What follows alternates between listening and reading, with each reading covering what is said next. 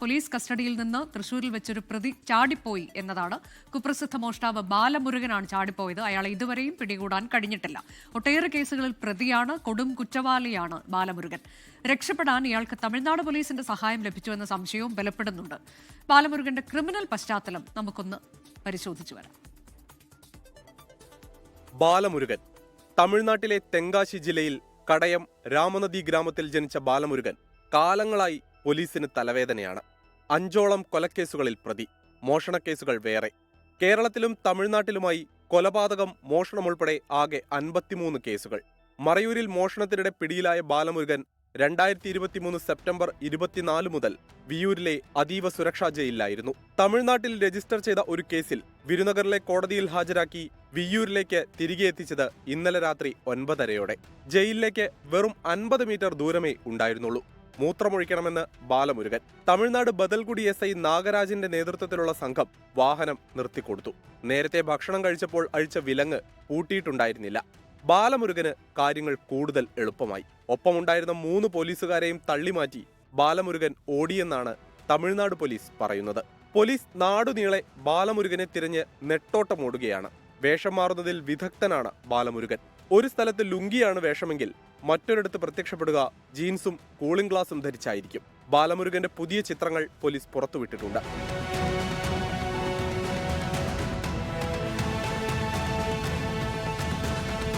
പലതവണ jail ചാടിയിട്ടുള്ള ബാലമുരുകനെ Tamil Nadu police സഹായിക്കുകയായിരുന്നു എന്ന സംശയം ശക്തമാണ്. ജയിലിന് തൊട്ടടുത്ത് വെച്ച് വാഹനം നിർത്തിയതിലും കൈവിലങ്ങ് പൂട്ടാതിരുന്നതിലുമെല്ലാം ദുരൂഹതയുണ്ട്. News desk 24.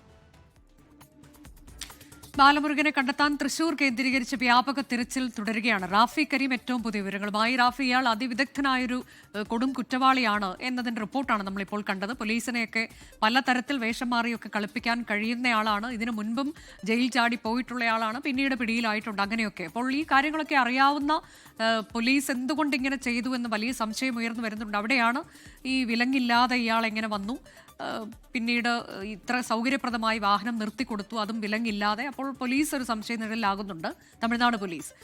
നിലവിൽ എങ്ങനെയാണ് അന്വേഷണം നടക്കുന്നത്? തൃശൂർ കേന്ദ്രീകരിച്ച് തന്നെയാണോ പ്രധാനമായും അന്വേഷണം? അനുജ, ഏറ്റവും പുതിയ വിവരം ഈ ബാലമുരുകനെ കണ്ടെത്തുന്നതിന് വേണ്ടിയുള്ള പോലീസിന്റെ അന്വേഷണം ഇരുട്ടിലാണ് എന്നുള്ളതാണ്. കാരണം ഈ ബാലമുരുകന്റെ രീതികൾ അത് പോലീസിനെ വളരെയധികം കുഴയ്ക്കുന്നുണ്ട്. ഏറ്റവും പ്രധാനപ്പെട്ട കാര്യം, ബാലമുരുകൻ മുൻപ് ഇവിടെ നിന്ന് രക്ഷപ്പെട്ടപ്പോഴെല്ലാം തന്നെ ഇവിടെ എവിടെയെങ്കിലും ഒളിച്ചിരിക്കുക, അതിനുശേഷം ഈ പോലീസിന്റെ അന്വേഷണമെല്ലാം ഒന്ന് തണുത്തു കഴിയുമ്പോൾ ഒരു വാഹനം മോഷ്ടിച്ച് തമിഴ്നാട്ടിലെ തെങ്കാശിയിലേക്കോ കാന്തല്ലൂരിലേക്കോ അല്ലെങ്കിൽ കോയമ്പത്തൂരിലേക്കോ പോവുക, ഇതാണ് ബാലമുരുകന്റെ ഒരു രീതി. അതുകൊണ്ട് തന്നെ പോലീസ് ആദ്യഘട്ടത്തിൽ അന്വേഷണം നടത്തിയത് ഈ വിയ്യൂർ ജയിലിന്റെ പരിസര പ്രദേശങ്ങൾ കേന്ദ്രീകരിച്ചായിരുന്നു. ഇന്നലെ രാത്രിയിലെ പരിശോധനയും ഈ വിയ്യൂർ ജയിലിന്റെ പരിസര പ്രദേശങ്ങൾ കേന്ദ്രീകരിച്ചായിരുന്നു. ഇന്ന് രാവിലെ മുതൽ തൃശൂർ നഗരം കേന്ദ്രീകരിച്ച് വിയ്യൂർ പോലീസ് അന്വേഷണം നടത്തിയിരുന്നു. തൃശൂരിന്റെ വിവിധ ഭാഗങ്ങൾ, ജില്ലാ അതിർത്തികൾ കേന്ദ്രീകരിച്ചുള്ള പരിശോധനയും നടത്തിയിരുന്നു.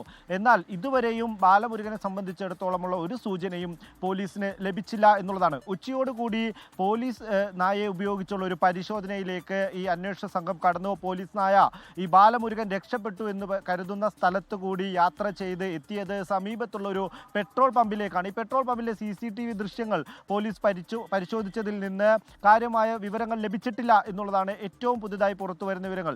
ഈ പെട്രോൾ പമ്പിലൂടെ ബാലമുരുകൻ റോഡിലേക്ക് കടന്നു എന്നുള്ളതാണ് പോലീസ് സംശയിക്കുന്നത്. അങ്ങനെ റോഡിലേക്ക് കടന്നിട്ടുണ്ടെങ്കിൽ ബാലമുരുകന് ഏത് വഴിയിലേക്കും യാത്ര ചെയ്യാം, പാലക്കാടേക്ക് യാത്ര ചെയ്യാൻ കഴിയും, ഒപ്പം തന്നെ തൃശൂർ നഗരത്തിലൂടെ യാത്ര ചെയ്യാൻ കഴിയും. ആ നിലയിലേക്ക് ഏത് വഴിക്ക് വേണമെങ്കിലും ബാലമുരുകനെ രക്ഷപ്പെടാം എന്നുള്ളത് കൊണ്ട് തന്നെ പോലീസിനെ സംബന്ധിച്ചിടത്തോളം മുന്നിലുള്ളത് വലിയൊരു ദൗത്യമാണ്. ആ ദൗത്യത്തിൻ്റെ പുറകിലാണ് പോലീസ് നിലവിലുള്ളത്.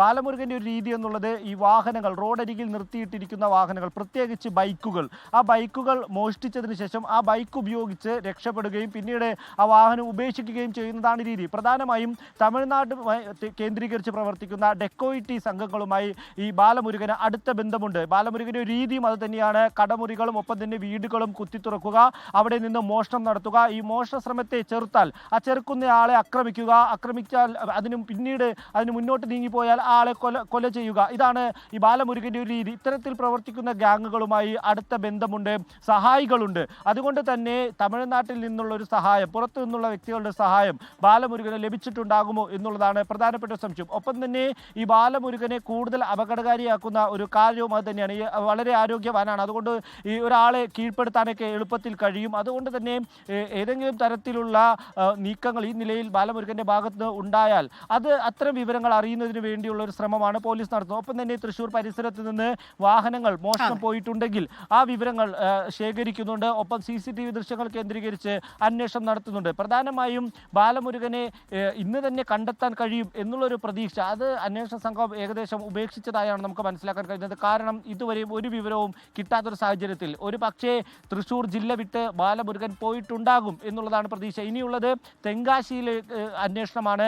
തെങ്കാശി കേന്ദ്രീകരിച്ച ഒരു അന്വേഷണത്തിലേക്കായിരിക്കും ഒരു പക്ഷേ ഇനി അന്വേഷണ സംഘം കടക്കുക. അത്തരം വിവരങ്ങൾ ഉടനെ നമുക്ക് വ്യാപകമായുള്ള തെരച്ചിലാണ് ബാലമുരുകന് വേണ്ടി നടത്തുന്നത്. ഏതായാലും അയാളെ പിടികൂടുമെന്ന് തന്നെയാണ് നമ്മൾ കരുതുന്നത്. മുൻപും ഇത്തരത്തിൽ ജയിൽ ചാടിപ്പോയ ചരിത്രമൊക്കെ ഉള്ളയാളാണ്. പോലീസ് പിടികൂടിയിട്ടുമുണ്ട്. അധികം വൈകാതെ തന്നെ അയാൾ പോലീസ് പിടിയിലാകുമെന്ന് നമ്മൾ കരുതുന്നു.